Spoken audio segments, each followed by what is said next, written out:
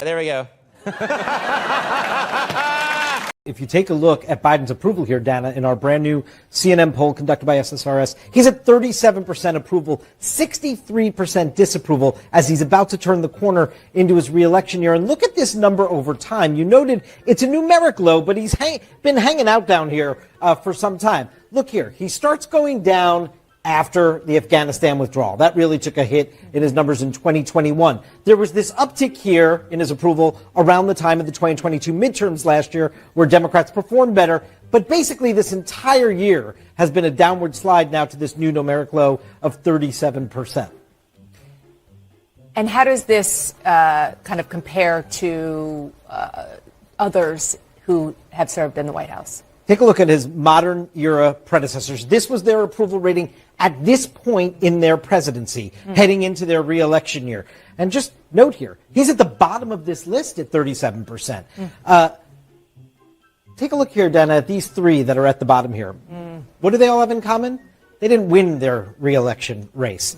And so this is a real warning sign for Joe Biden. And take a look here at some of the demographic groups. 72% approval among Democrats. If you're below 80% usually of your own party, that's a warning sign. 36% approval among independents. Does not have majority approval among African Americans, nor does he with Latinos. 34% approval among young voters. That's a big warning sign. This is all of it, this but is particularly all a that warning number. sign for Joe Biden. We asked an open-ended question. What is the most important issue for Americans? And overwhelmingly, respondents in the poll say it's the economy, 42%. 12% say immigration, 10% foreign policy, partisanship and divisions in the country, 6%. 6% say guns and crime. So on issue number one of the economy, it's a pretty poor outlook from the American people. Only 29% assess current economic conditions as good.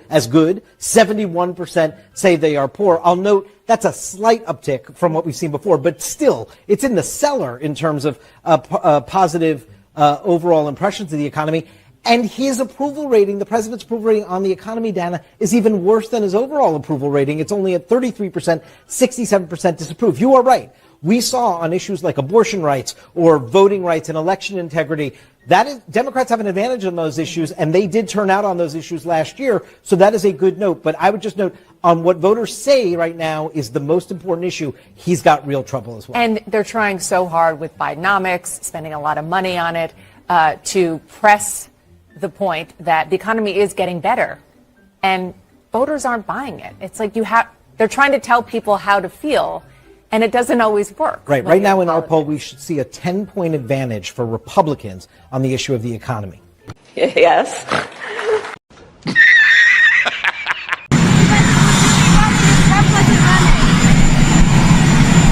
you be running for president if Trump wasn't running? I expect so, but look, he is running, and I have to run. Would you drop out if Trump runs out? No, not now. Ladies and gentlemen, I think my brain just committed suicide. Holding Ukraine's funding hostages are extreme partisan border policies. Let me be clear. We need real solutions. I support real solutions at the border.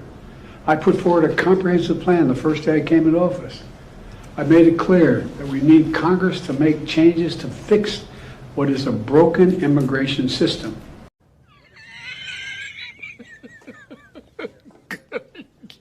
Good one.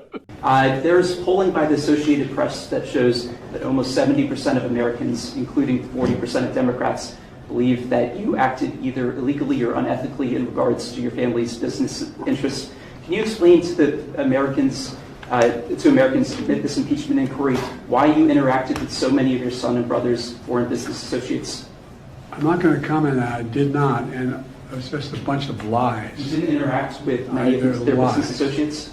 I did not. There's lies.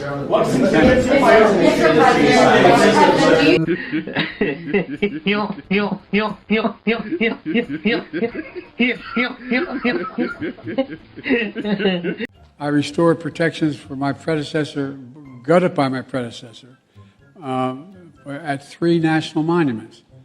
Grand Staircase and Bears Ears. And by the way, you know how that happened? I was in a plane, and a little girl came up to me, she said, "Mr. President, can you take care of Biz is? And I said, I thought she said, can I take care of her ears? I said, what, honey? She said, Biz is. It's really important. And guess what? She was dead right, and we did take care of it. Oh my God.